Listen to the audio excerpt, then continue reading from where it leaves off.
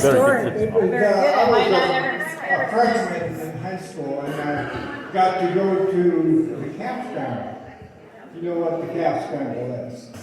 You had to put your name in there, and they drew your names and all. Well, I was lucky one to get a name. But we were living in Everly at the time, and then we moved to Lake Park. But I still got to have the calf. And so when the year was up, I got to stay at Grandma and Grandpa's house. And then I'd get up early in the morning and jump the fence and go feed the calf. So I'd come back one day, and I think Grandpa was probably sleeping or something in his bed. And Grandma got to reminiscing about the fair.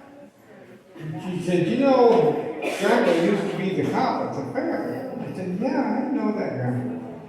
And she says, you know, one day he come home and he had powder all over his pants.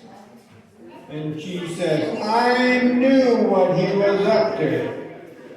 And she says, and I just really got it because he had been drinking too. And she says, I knew what he was doing. He was at the girly show.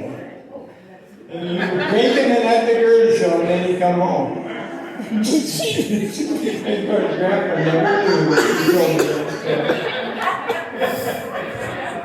And a lot of people didn't know there was a girly show. They'd come out of the tent, all the guys had beer in their hand, and they'd, all right, come and see the girl. And this girl, I remember, I was little. And then it just and then they got I think it was 5 cents to get in. What kind of girls?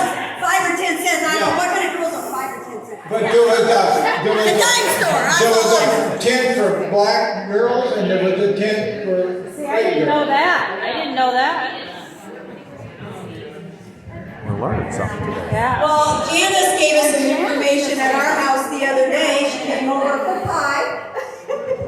I had to come over to see my new home, and she was telling us that Uncle Burl had told them that up at the lakes, if I'm correct, Janice, what you said, they had. At the Emporium.